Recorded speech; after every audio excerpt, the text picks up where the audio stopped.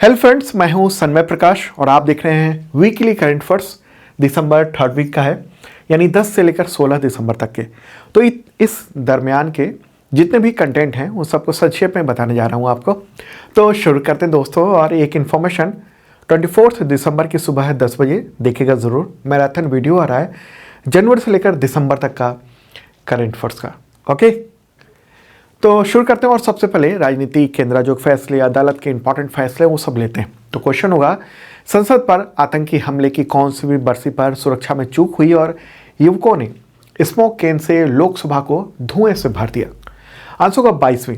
ठीक है, देखिए 13 दिसंबर 2001 को आतंकवादियों ने संसद भवन पर हमला किया था और इसकी 22वीं बरसी थी 13 दिसंबर 2023 को। उसी दौरान संसद की सुरक्षा में चूक हुई। दो युवक विजिटर गैलरी में पहुंचे थे और वहां से छलांग लगाकर और यहां पहुंच गए और फिर स्मोक कैन के ज़रिए पूरे धुएं से भर दिया था।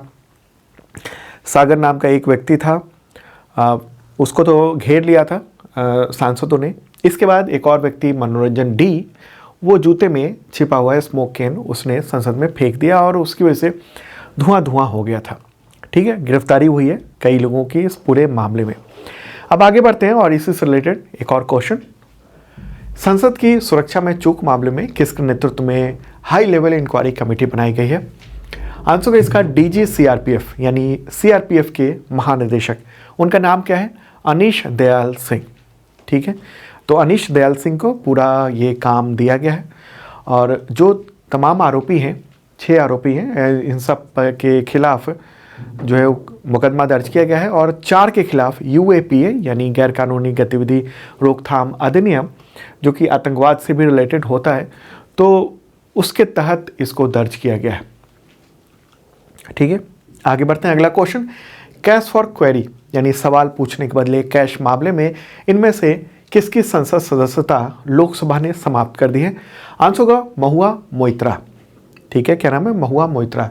तो दिसंबर में ही महुआ मोइत्रा की संसद सदस्यता खत्म करने का प्रस्ताव लोकसभा ने पारित किया और उनके खिलाफ पैसे लेकर सवाल पूछने की शिकायत हुई थी, और जिसको लेकर एथिक्स कमेटी के पास ये मामला भेजा गया था। जो लोकसभा अध्यक्ष हैं ओम बिरला, उन्होंने भेजा था। उसके बाद कमेटी की सिफारिश हुई और फिर सांसदीय इनकी चली गई है। तो लोकसभा से निष्कासन के बाद इन्होंने कहा है कि कैश या गिफ्ट का कोई सबूत नहीं मिला है और एथिक्स कमेटी ने बिना जर्ब पर पहुंचे हुए इनके खिलाफ रिपोर्ट बनाई और कंगारू कोर्ट ने बिना सबूत के सजा दे दी है। तो महुआ मोइत्रा वो पश्चिम बंगाल के कृष्णा नगर लोकसभा सीट से सांसद थी और टीएमसी यानी तृणमूल कांग्रेस से जुड़ी हुई हैं। नेक्स्ट क्वेश्चन, राजस्थान के नए मुख्यमंत्री का नाम बताएं। कौन बने हैं नए मुख्यमंत्री? आंसर होगा भजन लाल शर्मा। पहली बार विधायक बने हैं और पहली बार में ही वो मुख्यमंत्री बन गया। तो वहाँ 2 उप मुख्यमंत्री यानी डिप्टी चीफ मिनिस्टर भी बनाए गए हैं। दिया कुमारी हैं और दूसरे व्यक्ति हैं प्रेमचंद बैरवा। ओके, राजस्थान की बात कर रहे हैं। वहाँ के गवर्नर कौन है? कलराज मिश्र और राजधानी है जयपुर। नेक्स्ट क्वेश्चन, मिजोरम के नए मुख्यमंत्री की पद की शपथ किसने ली है? आंसर होगा लाल दुहोमा। क्या नाम है? लाल दुहोमा नए मुख्यमंत्री है मिजोरम के। किस पार्टी से? जोरम पीपल्स मूवमेंट यानी ZPM के वो नेता हैं। और वहाँ के गवर्नर हरि बाबू कंभपति ने 8 दिसंबर को उनको मुख्यमंत्री पद की शपथ दिलाई है। लाल दुहोमा जो हैं वो पूर्व IPS अधिकारी हैं और पूर्व प्रधानमंत्री इंदिरा गांधी की सिक्योरिटी भी वो संभाल चुके हैं। मिजोरम, उसकी राजधानी क्या है? आइजॉल। अगला क्वेश्चन, मध्य प्रदेश के नए मुख्यमंत्री कौन बने हैं? किन्होंने शपथ ली है इस पद की? आंसर होगा मोहन यादव। ठीक है, क्या नाम है? मोहन यादव। और वहाँ 2 डिप्टी चीफ मिनिस्टर भी बनाए गए हैं। कौन कौन? जगदीश देवड़ा और राजेंद्र शुक्ल। तो ये दोनों डिप्टी चीफ मिनिस्टर बनाए गए हैं। मध्य प्रदेश के गवर्नर हैं मंगूभाई C पटेल, तो उन्होंने शपथ दिलाई है राजधानी भोपाल में इनको और डिप्टी चीफ मिनिस्टर को भी। अगला क्वेश्चन, छत्तीसगढ़ के नए मुख्यमंत्री का नाम बताएं। क्या नाम है उनका? आंसर होगा विष्णुदेव साय। क्या नाम है? विष्णुदेव साय। ओके, और वो छत्तीसगढ़ के चौथे मुख्यमंत्री हैं। पहले मुख्यमंत्री कौन थे? अजित जोगी। दूसरे मुख्यमंत्री बने रमन सिंह। तीसरे भूपेश बघेल और चौथे हैं विष्णुदेव साय। तो ध्यान में रखना है। और अगर सवाल हो कि आदिवासी मुख्यमंत्री की बात होगी तो ये कहा जा रहा है कि ये पहले आदिवासी मुख्यमंत्री हैं वहाँ के। तो वहाँ के गवर्नर कौन है? विश्वभूषण हरिचंदन। उन्होंने रायपुर में इन्हें शपथ दिलाई है। आगे बढ़ते हैं। तेलंगाना के नए मुख्यमंत्री पद की शपथ किसने ली? आंसर होगा अन्नुमुला रेवंत रेड्डी। वैसे रेवंत रेड्डी के नाम से जाने जाते हैं, लेकिन पूरा नाम इनका अन्नुमुला रेवंत रेड्डी है। ठीक है, तो कांग्रेस नेता हैं वो, और 7 दिसंबर को उन्होंने चीफ मिनिस्टर पद की शपथ ली है। और वहाँ पर उप मुख्यमंत्री भी बने हैं, उनका नाम है मल्लू भट्टी। क्या नाम है? मल्लू भट्टी। और किसने शपथ दिलाई? गवर्नर कौन है वहाँ की? तो तमिलसाई सौंदरराजन। तो उन्होंने शपथ दिलाई है। तेलंगाना वहाँ के की राजधानी क्या है? तो वह है हैदराबाद। आगे बढ़ते हैं। सुप्रीम कोर्ट ने संविधान के अनुच्छेद 370 को निरस्त करने के फैसले को बरकरार रखा है। तो इस अनुच्छेद को राष्ट्रपति ने कब हटा दिया था? आंसर होगा 5 अगस्त 2019 को। और फैसला कब आया है? फैसला दिसंबर 2023 में आया। ठीक है, तो जब 2019 में ही जम्मू कश्मीर से ये धारा 370 वो हटा दिया गया था, जो संविधान में ये प्रावधान था उसको प्रभावहीन कर दिया गया था। इसके खिलाफ सुप्रीम कोर्ट में कई सारी याचिकाएं दायर हुई थी, 23 याचिकाएं। तो उसी पर सुप्रीम कोर्ट ने 11 दिसंबर को यह फैसला सुनाया है, जो संविधान पीठ बनाई गई थी उसने सुनाया। संविधान पीठ ने कहा है कि हम आर्टिकल 370 को निरस्त करने के लिए राष्ट्रपति के आदेश को वैध मानते हैं, और हम लद्दाख को केंद्र शासित प्रदेश बनाने के फैसले की वैधता को भी बरकरार रखते हैं। ठीक है, तो ये इंपॉर्टेंट बात है। और इन सब मुद्दों पर वहाँ पर जो है ना वो चर्चा हुई थी मूलतः। सुप्रीम कोर्ट ने कहा कि आर्टिकल 370 जो है ना वो अस्थायी प्रावधान था। संविधान के अनुच्छेद 1 और 370 से स्पष्ट है कि जम्मू कश्मीर भारत का अभिन्न अंग है और भारतीय संविधान के सभी प्रावधान वहां पर लागू हो सकते हैं। नेक्स्ट क्वेश्चन लेते हैं। सुप्रीम कोर्ट ने जम्मू कश्मीर में मानवाधिकारों के उल्लंघन की जांच के लिए किस आयोग की स्थापना का निर्देश दिया है? आंसर का इसका सत्य और सुलह आयोग। क्या है? सत्य और सुलह आयोग। ठीक है, तो सुप्रीम कोर्ट ने ये कहा है कि 1980 के दशक से जम्मू कश्मीर जो मानवाधिकार का उल्लंघन हो रहा है, चाहे वो स्टेट एक्टर्स के द्वारा हो या नॉन स्टेट एक्टर्स के द्वारा, यानी सरकारी तंत्र के द्वारा हुआ हो मानवाधिकार, या फिर जो अलगाववादी हैं, आतंकवादी हैं, उन सब के द्वारा हुआ हो, तो उन सब के मामले की जांच के लिए एक सुलह जांच और सुलह आयोग बने। और एक खास और बात कही सुप्रीम कोर्ट ने कि इसको ये न तय किया जाए कि इसके ज़रिए अदालत के तौर पर वो फैसला सुनाएंगे, बल्कि वहाँ सुलह वगैरह कराई जा सके, इस तरह की चीज़ हो। और ये सरकार पर निर्भर है वो किस तरह की कमेटी बनाती है, क्या करती है। ओके, अब अगला जो टॉपिक है वो है अपॉइंटमेंट, यानी नियुक्ति से रिलेटेड कंटेंट लेते हैं। और उससे पहले आपको इन्फॉर्म कर दूं कि इसका PDF भी आप डाउनलोड कर सकते हैं जिन लोगों ने मेंबरशिप लिया हुआ है सरकारी जॉब न्यूज़ यूट्यूब चैनल का जो ऐप है उस पर। ठीक है, तो ऐप पे जिन लोगों ने मेंबरशिप लिया हुआ वो PDF डाउनलोड कर सकते हैं, वीकली PDF। और मेंबरशिप के ज़रिए ये होता है PDF अगले 1 साल के लिए 365 दिनों तक के लिए मिलता है update, weekly, monthly, quarterly, yearly. और वो कई तरह के होते हों, 1 लाइनर, MCQ नोट्स होता है। ठीक है, ताकि आप समझ सकें, और वीडियो के लिंक भी होते हैं ताकि डिटेल, अगर मैप वगैरह एनिमेशन दिखा रहा हूँ, मैं किसी चीज़ को समझा रहा हूँ, तो वो सब आप समझ सकें। और डेली, वीकली, मंथली ये मॉक टेस्ट भी होता है करंट अफेयर्स का, साथ में इतने तरह के एग्जामिनेशन के टेस्ट सीरीज भी अवेलेबल हैं। देखिएगा ज़रूर, इस वीडियो के डिस्क्रिप्शन में आपके बहुत काम आएगा। ठीक है, और हाँ, कुछ लोग बता रहे हैं कि उनको ऐप में लॉगिन करने में दिक्कत हो रही है। अगर कोई भी दिक्कत हो रही है आपको, तो आप ये व्हाट्सएप का चैट नंबर है, तो आप वहाँ पर कांटेक्ट करें, आपको पूरी सहायता वहाँ दी जाएगी। ठीक है, तो ऐप बिल्कुल सही काम कर रहा है। लॉगिन में कोई दिक्कत है तो वहाँ आप कांटेक्ट कर सकते हैं। ठीक है, कुछ ऐसे मैसेज आए थे इसलिए मैं कह रहा हूँ, बाकी लोगों को दिक्कत नहीं हो रही है ऐप में। तो अब अपॉइंटमेंट यानी नियुक्ति से रिलेटेड इंपॉर्टेंट क्वेश्चंस देखते हैं। क्वेश्चन होगा, जम्मू कश्मीर का युवा मतदाता जागरूकता एम्बेसडर किसे नियुक्त किया गया? आंसर होगा क्रिकेटर हैं सुरेश रैना। तो जम्मू कश्मीर के जो मुख्य निर्वाचन अधिकारी हैं पांडुरंग के पोल, तो उन्होंने 1 दिसंबर को इसकी घोषणा की है। नेक्स्ट क्वेश्चन, भारतीय मूल के किस व्यक्ति को ब्रिटिश ब्रॉडकास्टिंग कॉरपोरेशन यानी बीबीसी का चेयरमैन नियुक्त किया गया है, यानी अध्यक्ष? आंसर का समीर शाह भारतीय मूल के हैं। तो यूनाइटेड किंगडम सरकार ने बीबीसी के अध्यक्ष पद पर इनको चुना है। 71 ईयर के ये मीडिया एग्जीक्यूटिव हैं। जन्म इनका भारत में औरंगाबाद में हुआ था और 1960 में ये ब्रिटेन चले गए थे और फिर वहाँ मीडिया में उन्होंने अलग अलग में काम किया और अभी भी बीबीसी में सेकंड पोजीशन पे हैं और अब इनको चेयरमैनशिप मिल रही है उसके। अब इकोनॉमिक एक्टिविटीज से रिलेटेड इंपॉर्टेंट क्वेश्चन लेते हैं। आरबीआई ने द्विमासिक मौद्रिक नीति समीक्षा की है दिसंबर 2023 में, तो रेपो रेट में बदलाव नहीं किया, तो ये रेपो रेट कितनी है? आंसर का 6.5% ये है रेपो रेट। आरबीआई की मॉनेटरी पॉलिसी कमेटी है यानी एमपीसी, तो उसी ने ये फैसला किया है दिसंबर में रेट कोई इजाफा नहीं करने का। और आपको बताऊं कि पिछली 5 मौद्रिक नीति समीक्षा से ये रेपो रेट को अपरिवर्तित रखा गया है, मतलब चेंज नहीं किया गया है। ठीक है, तो इंपॉर्टेंट बात। अच्छा, रेपो रेट क्या होता है शॉर्ट में बताऊं। देखिए, रेपो रेट का मतलब हुआ कि जैसे आपको बताऊं कि आसान भाषा में कि बैंक आपको कर्ज देता है या हमें कर्ज देता है, तो हम उस कर्ज के बदले ब्याज देते हैं। ठीक है, उससे मुनाफा होता है बैंक को। ठीक वैसे ही बैंकों को भी अपने रोजमर्रा के कामकाज के लिए भारी भरकम रकम की ज़रूरत पड़ती है शॉर्ट टर्म के लिए, तो वो ये रकम आरबीआई से कर्ज के तौर पर लेते हैं। और आरबीआई से जब कर्ज ले रहे हैं तो आरबीआई जो है ना वो उस पर ब्याज वसूलता है, तो उसको रेपो रेट कहते हैं। तो जैसे ही अगर आरबीआई ने रेपो रेट बढ़ा दिया तो हमारे लिए यानी आम लोगों के लिए लोन वो महंगा हो जाता है। ठीक है, तो इसके ज़रिए ना ये रेपो रेट में उतार चढ़ाव करके सरकार महंगाई को कंट्रोल करने की कोशिश करती है उसके ज़रिए।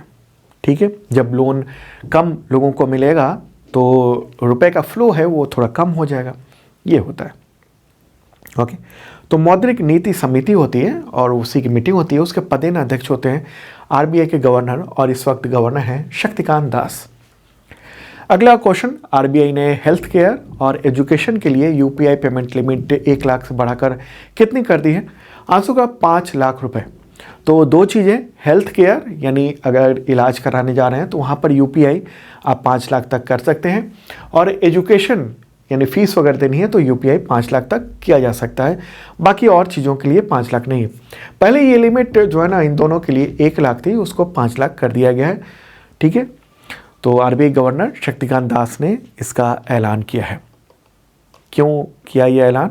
दरअसल आरबीआई ने देखा कि ट्रांजैक्शन बढ़ रहे हैं और उसमें जो तुरंत ट्रांजैक्शन की ज़रूरत होती है तो वो आसानी से हो सकती है, यूपीआई को बढ़ावा भी मिलता है।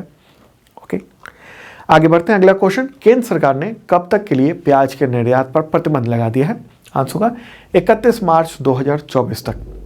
देखिए, स्थानीय तौर पर जो इसकी कीमतें सरकार को लगी बढ़ सकती हैं, तो इसलिए निर्यात पर प्रतिबंध लगा दिया है ताकि बाहर नहीं जाएगा, तो ऐसे में भारत में ही रहेगा प्याज, तो वो लोगों को सस्ते में मिल सकेगा। हालांकि जो महाराष्ट्र के किसान हैं जो वो सब बहुत परेशान हुए हैं इससे और खिलाफ में वहाँ आंदोलन वगैरह भी कर रहे हैं, खासतौर पर नासिक वगैरह के क्षेत्र में। अब दोस्तों, डिफेंस रिलेटेड इंपॉर्टेंट क्वेश्चन लेते हैं, और हाँ पसंद आ रहा हो तो लाइक बटन जरूर दबा देना, और जिन लोगों ने सब्सक्राइब नहीं किया है उनसे अपील है ज़रूर कर लें सब्सक्राइब। ठीक है, बेल आइकन दबाएंगे तो नोटिफिकेशन आपको वक्त पे मिल पाएगा। चलिए आगे बढ़ते हैं। अगला क्वेश्चन, सियाचिन ग्लेशियर में ऑपरेशनल पोस्ट पर तैनात होने वाली पहली महिला चिकित्सा अधिकारी कौन बनी है? आंसर का कैप्टन फातिमा वसीम। तो यहाँ पर आपको ये ध्यान रखना है कि ऑपरेशनल पोस्ट की बात हो रही है और वो पहली महिला चिकित्सा अधिकारी, तो ये नाम होगा कैप्टन फातिमा वसीम। लेकिन अगर आपके पास सवाल हो कि सियाचिन में तैनात होने वाली पहली वुमेन मेडिकल ऑफिसर, तो वो गीतिका कौल है। ठीक है, गीतिका कौल सियाचिन में तैनात हुई, लेकिन ऑपरेशनल पोस्ट पर तैनात हुई हैं फातिमा वसीम, वो नंबर 1 है। ये भी नंबर 1 है, लेकिन ये है सियाचिन में पोस्टेड होने वाली। और अगर सवाल हो कि सियाचिन में तैनात होने वाली पहली महिला सैन्य अधिकारी कौन है, तो है कैप्टन शिवा चौहान। ठीक है, मुझे लगता है कन्फ्यूजन खत्म हो गया होगा। ऑपरेशनल पोस्ट उसको कहते हैं जहाँ से दुश्मन पर नज़र रखी जाती है और वहाँ से सीमा की रक्षा की जाती है। ओके, बाकी बेस कैंप वगैरह होता है आर्मी का भी, तो वो ये सब जो है ये बेस कैंप में, और ये तो हालांकि ऑपरेशन पोस्ट पर गई थी शिवा चौहान, लेकिन अगर मेडिकल ऑफिसर की बात होगी तो फातिमा वसीम हो गए, कैप्टन फातिमा वसीम। आगे बढ़ते हैं, अगला क्वेश्चन लेते हैं। रक्षा मंत्रालय ने यानी डिफेंस मिनिस्ट्री ने किस वेपन सिस्टम के लिए लगभग 6400 रॉकेट खरीदने को मंजूरी दी है? आंसर होगा Pinaka. Pinaka multi barrel rocket launcher system है, तो उसके लिए रॉकेट ये लिए जा रहे हैं और 2800 करोड़ रुपए की मंजूरी मिली है। डिफेंस मिनिस्ट्री ने इसकी मंजूरी दे दी है दिसंबर में ही। और ये पिनाक जो है वो ऑल वेदर इनसाइड फायर है, free flight artillery rocket system है, ठीक है। और ये लॉन्चर बहुत ही घातक है, केवल 44 यानी 44 सेकंड में 12 रॉकेट दाग सकता है, धाएं धाएं धाएं धाएं। ओके, और इसकी रेंज जो है ना 45 किलोमीटर है दूर तक। और ये जो नाम रखा गया पिनाक, वो भगवान शिव के धनुष पिनाक के नाम पर रखा गया था। अब सैन्य अभ्यास को देख लेते हैं। भारत और किस देश के बीच में, इंडिया और किस कंट्री के बीच में सैन्य अभ्यास विन बैक्स 23 आयोजित किया गया है? आंसर होगा वियतनाम। भारत और वियतनाम के बीच में ये सैन्य अभ्यास दिसंबर में आयोजित किया गया है, वियतनाम में ही आयोजित किया गया है, ठीक है। अब आगे बढ़ते हैं, नेक्स्ट क्वेश्चन लेते हैं और अगला क्वेश्चन इवेंट से रिलेटेड है, आयोजन। तो क्वेश्चन होगा उत्तराखंड में ग्लोबल इन्वेस्टर्स समिट 2023 का उद्घाटन किसने किया? आंसर होगा प्रधानमंत्री नरेंद्र मोदी। 2 दिवसीय था, 8 और 9 दिसंबर को वहाँ के वन अनुसंधान संस्थान जो देहरादून है वहाँ पर। और इसकी थीम थी क्या? पीस टू प्रोस्पेरिटी, यानी शांति से समृद्धि। नेक्स्ट क्वेश्चन, प्रधानमंत्री नरेंद्र मोदी ने किस समिट में मेक इन इंडिया की तरह वेड इन इंडिया यानी भारत में शादी अभियान शुरू करने का आग्रह किया है? आंसर का उत्तराखंड ग्लोबल इन्वेस्टर्स समिट 2023 2 दिवसीय समिट हुआ, तो उसी के दौरान प्रधानमंत्री ने ये अपील की और कहा कि जो धन्ना सेठ हैं यानी जो बहुत अमीर लोग हैं वो डेस्टिनेशन वेडिंग करते हैं विदेश में जाकर, तो भारत के जो रकम है, भारत का जो मुद्रा है और वो जो है ना विदेश जाता है और वो खर्च होता है। तो ऐसे में अगर वो धन्ना सेठ जो है ना भारत में ही अगर खर्च करें तो वो भारत के लिए समृद्धि होगी। और दूसरी बात कि भारत में ऐसे बहुत सारे डेस्टिनेशन हैं, खासतौर पर उत्तराखंड के बारे में उन्होंने जिक्र किया तो कि उत्तराखंड पहाड़ी इलाका है और यहाँ डेस्टिनेशन वेडिंग जो है ना शानदार हो सकती है, तो यहाँ किया जाए। ये बात हुई है वेड इन इंडिया की।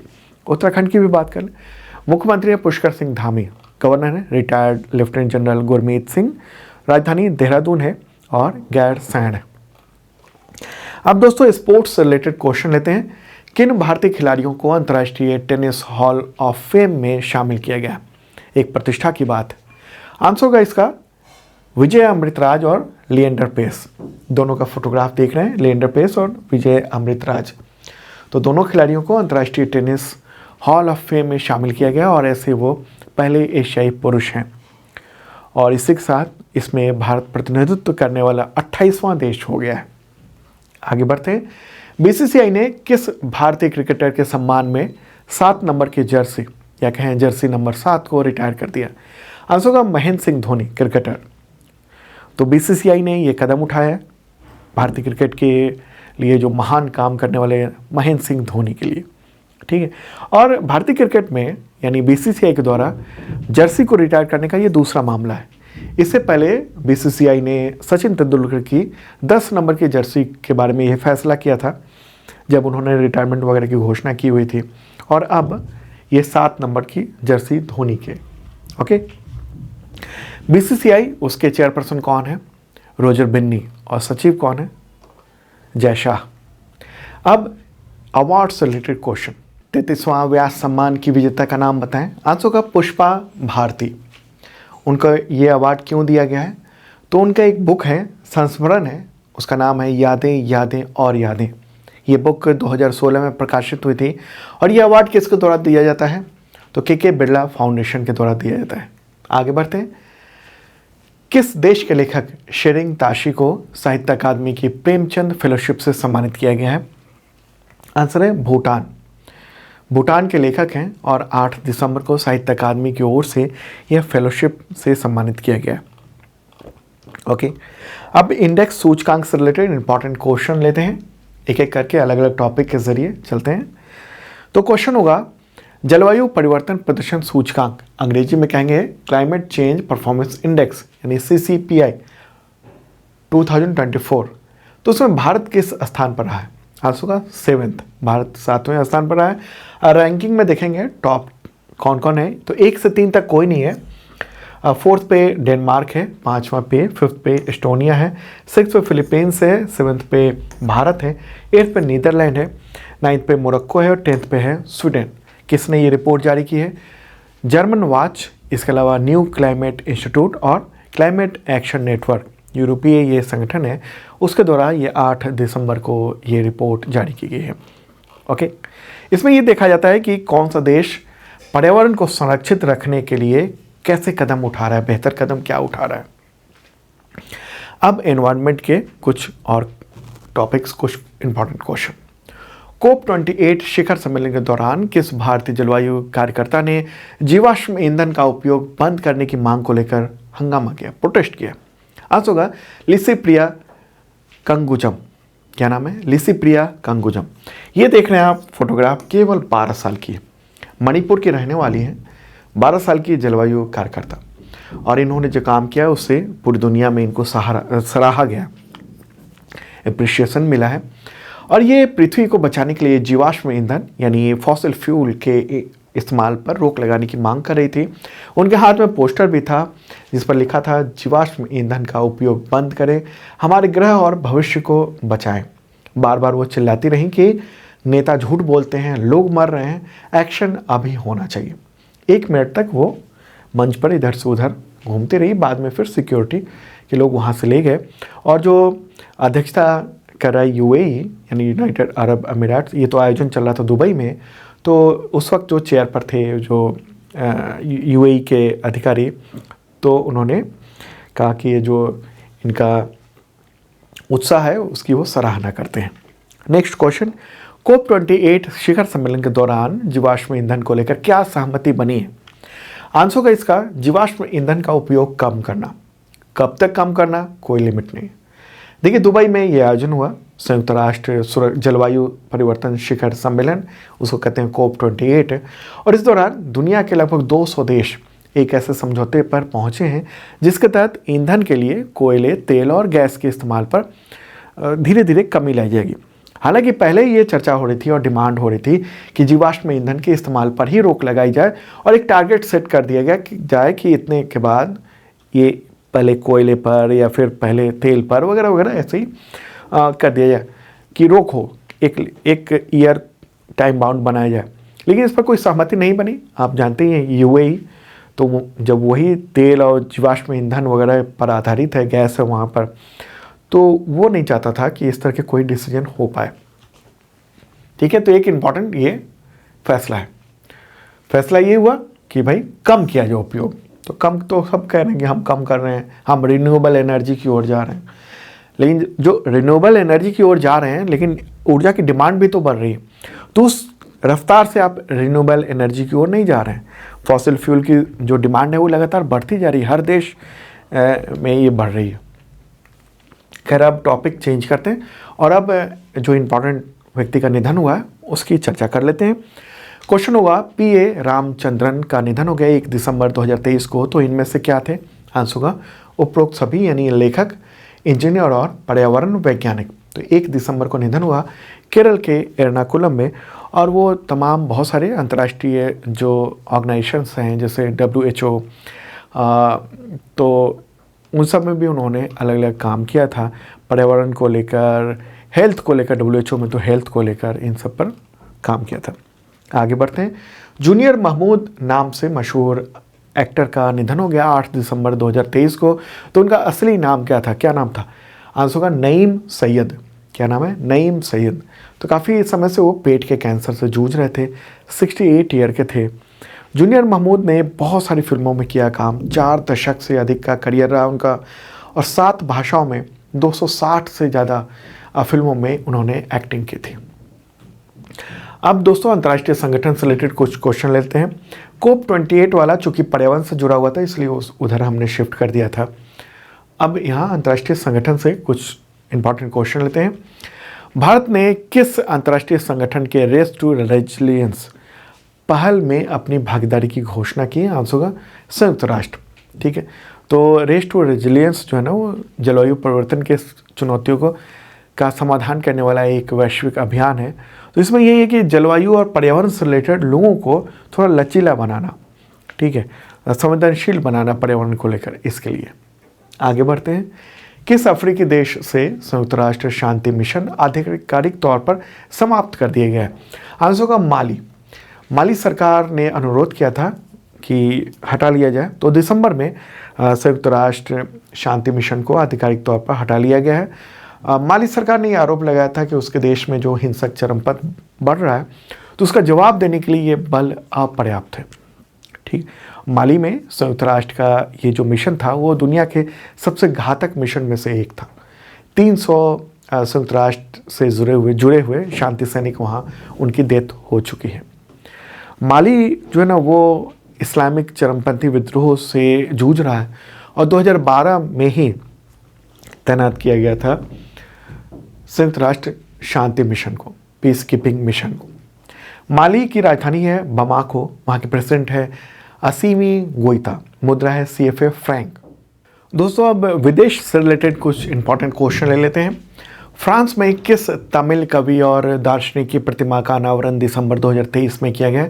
आंसर होगा तिरुवल्लुवर। क्या नाम है? तिरुवल्लुवर के। कहाँ पर? फ्रांस के सेर्गी नाम का एक जगह है, वहाँ पर इस प्रतिमा का अनावरण 10 दिसंबर को किया गया।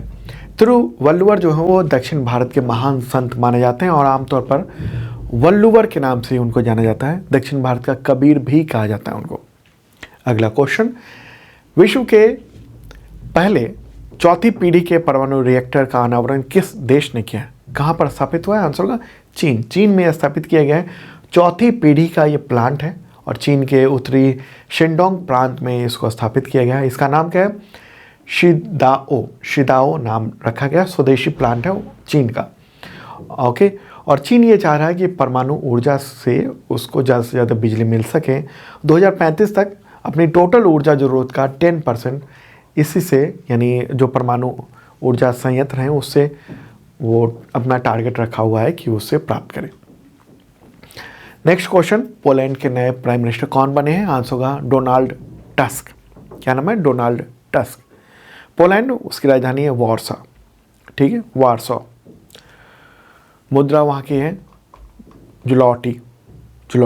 ठीक है, यूरोपीय यूनियन का सदस्य है लेकिन यूरो वहाँ नहीं चलता है। अब हम लोग इस वीडियो के आखिरी स्टेज पे पहुँच चुके हैं और अब दिवस से रिलेटेड कुछ क्वेश्चन लेते हैं। अंतर्राष्ट्रीय प्रवासी दिवस कब मनाया जाता है? आंसर होगा 18 दिसंबर को। ठीक है, प्रवासियों की जो समस्या है उन सबको रेखांकित करने के लिए। ओके, और जो प्रवासी की वजह से अलग अलग देशों में जो डेवलपमेंट हो रहा है तो ये मैसेज देने के लिए। अगला क्वेश्चन, राष्ट्रीय ऊर्जा संरक्षण दिवस कब मनाया जाता है? आंसर होगा 14 दिसंबर को। इसका उद्देश्य ऊर्जा के संरक्षण के बारे में जागरूकता बढ़ाना है। ओके, अगला क्वेश्चन, मानव अधिकार दिवस यानी ह्यूमन राइट्स डे कब मनाया जाता है? आंसर होगा 10 दिसंबर को और इस बार की थीम क्या है? Dignity, freedom and justice for all. ये दिवस पहली बार 1948 में मनाया गया था। संयुक्त राष्ट्र महासभा द्वारा ये घोषित है। अगला क्वेश्चन, अंतर्राष्ट्रीय पर्वत दिवस कब मनाया जाता है? आंसर होगा 11 दिसंबर को और थीम क्या है इस बार की? Restoring mountain ecosystems. ठीक है, इस दिवस की जो घोषणा है वो संयुक्त राष्ट्र महासभा ने 2003 में की थी। उद्देश्य ये कि पहाड़ों के जो सस्टेनेबल डेवलपमेंट है उसको प्रोत्साहित किया जाए। तो दोस्तों ये था वीकली करंट अफेयर्स। कैसा लगा जरूर बताइएगा कमेंट बॉक्स में और डेली का वीडियो देखिए आप Monday to Saturday. Okay, bye.